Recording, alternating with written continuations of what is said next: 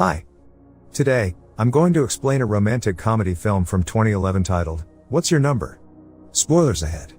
Watch out and take care. The movie begins with Ally waking up next to her boyfriend Rick.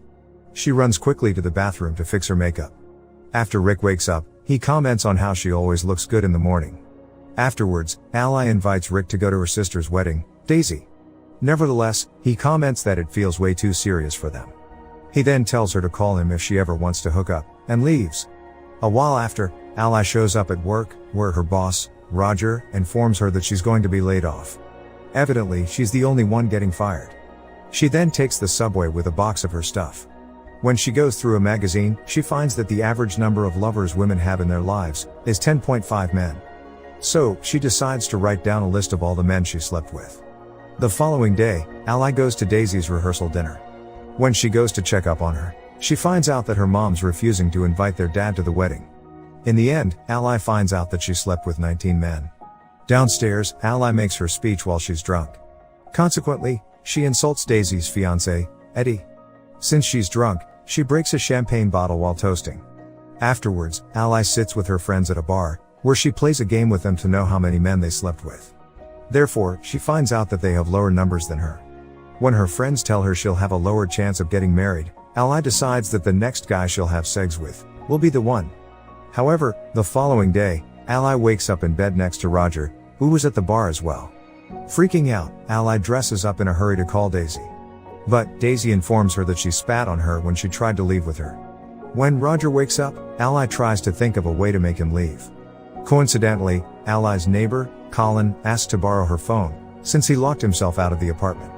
Luckily, he sees her struggling with Roger, so he helps her out by blowing him off.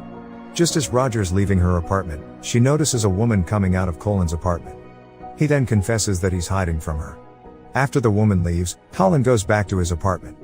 A few hours later, Ally's testing Daisy's wedding cake, where she notices a guy named Donald. Evidently, she used to date him.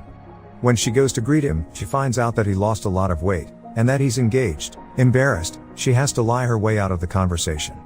Ally then realizes that maybe more of her exes have gotten better with age. At home, Ally begins searching for her exes. However, she blacks out while she's drinking. When she wakes up, she hears Colin fighting with a woman in his apartment. Suddenly, she decides to ask Colin for help, so she can find her hottest ex. However, he refuses to help her, since he doesn't know why she'd break up with 19 men. As Ally's leaving, she decides to run into his apartment, and force him in her apartment. She then makes a deal with him. If he helps her, she'll help him escape his one-night stands. Evidently, Colin agrees. A few hours later, Ally gives Colin a list of her exes' names. He then tells her that he found one of her exes, Evan, but it turns out he's married with kids. Throughout the week, Ally and Colin get to work on finding the rest of them. Therefore, she decides to pursue Simon, an ex that's going through a divorce, and selling his house. So, he advises her to go look at the house, while plotting to win him over. However, when she goes there, she finds out she accidentally waltzed in Donald's house. Embarrassed, she tells him she's looking for houses to buy with her fiancé. Therefore, she runs out of the house, with Colin following her from upstairs. Moments later, Ally finds Simon in the house next door. When he sees her, he immediately talks with her. In the end, he invites her out for a drink, which she instantly accepts. However, Colin finds out that she's faking an English accent for him. Evidently, Simon finds out about it, and leaves earlier than expected. Therefore, she goes home to inform Colin of what happened. A few hours later, Colin tells Ally her next target is Jerry, a guy she despises. Although she doesn't want to go out with him, she has no other choice. In the morning, Colin goes with Ally to Jerry's puppet show, and brings his nephew, Justin, with him. However, she can't stomach talking to him since he's obsessed with her sister, Daisy. So, she leaves in the middle of the conversation. A few hours later, Daisy meets with Ally to meet with their mom. Since she wants to inform her that her dad's coming to the wedding, she can't do it alone. When they tell her, she replies that she won't go if their dad's coming. In the end, Ally tells Daisy that she's flying to Miami to meet with Barrett, one of her exes. A few days later, Ally goes to Barrett's office. Since he's a gynecologist, she's trying to get a pap smear. However, he doesn't recognize who Ally is until he takes a look at her genitals. Fortunately, Colin tells her that he found where Tom is, a senator in DC, so she decides she'll fly out there for him. Afterwards, Ally goes to Washington, D.C., where she bumps into Donald's again. Suspicious, he's starting to feel as if she's stalking him. A while later, Ally makes it to a public library, where she finds Tom sitting there. She then calls Colin to inform him that Tom invited her out to dinner, and he sent her a dress for her to wear. Although Colin feels jealous, he doesn't say anything. At night, Ally joins Tom for dinner. Everything goes perfectly, except for the fact that Tom's gay. Therefore, he wants her to be his beard, since he wants to run for presidency.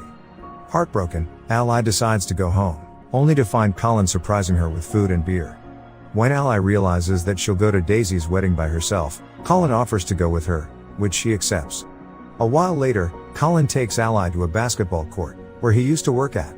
But, Colin decides to play strip basketball. Coincidentally, one of the security guards hears them and goes to check it out. Luckily, Ally and Colin manages to get out before he catches them. At home, Colin remarks at how he's always losing his shirts to women, but Ally tells him that if he had fewer hookups, he'd get to keep his shirts.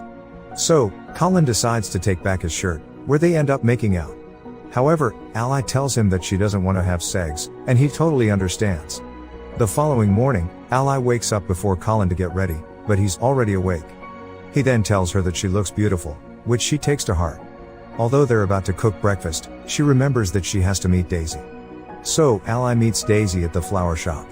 However, Daisy and her friends warn her about Colin, since she tells them that she's inviting him to the wedding. In the end, she promises that she won't sleep with him. At night, Ally's working on her sculptures. Since she swapped phones with Colin, she finds out that he has information about Jake, her first ex. Unfortunately, he kept it hidden from her.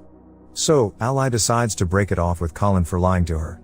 Afterwards, Ally leaves a voicemail for Jake, asking about him. Afterwards, Ally gets ready to meet with Jake at a hotel. When she finally sees him, she's mesmerized. What she doesn't notice is that her hair extensions are on fire. She then quickly pulls them out before Jake greets her. The dinner goes well, and Ally invites him to her apartment to see her sculptures. In the end, they kiss and hook up all night. The following day, Ally takes Daisy to her mom's house, so they can inform her that their dad's girlfriend is coming too. However, their mom's more interested in Ally being with Jake. Throughout the week, Ally and Jake officially start dating, while Colin's still trying to move on from Ally. However, on the day of Daisy's wedding, Ally and Colin bump into each other. Although he tells her he's going to a different wedding, she knows that he's going to Daisy's. At the wedding, Ally's spending time with her family, when Jake excuses her dad to dance with her. Guilty, she decides to tell Jake that he wasn't the first guy she slept with. However, he tells her that it doesn't matter, if he gets to be her last. He then invites her to go with him on a business trip for 6 months. But, she excuses herself to give Daisy and Eddie her speech.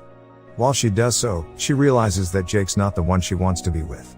So, she asks Jake to talk after she's done. A while later, she confesses to Jake that their relationship isn't working out, since she's not herself with him. Hurt, Jake leaves. However, Ally musters up the courage to tell her mom the truth. When her mom finds out, she scolds her for letting a man like him go. Fed up, Ally tells her that she's in love with Colin, who appreciates her for who she is. To her surprise, Daisy saves the day by telling her mom that she's pregnant.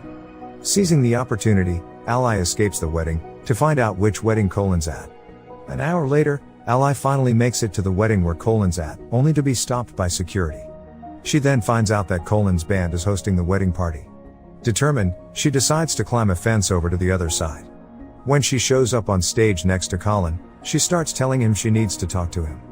Although he doesn't want to, she forces the band to stop playing and steals him away. Afterwards, Colin asks Ally what she's doing. She then confesses to him that she was wrong, and that she didn't want her heart broken. Nevertheless, he apologizes to her for hiding Jake's number. Fortunately, they both forgive each other. The following day, Colin and Ally are cuddling in bed, when she receives a voicemail from one of her exes, telling her that they never had sex. Since she blacked out, she just went to sleep that night. Joyful, Ally realizes that Colin's still her number 20. I hope you guys enjoyed this video.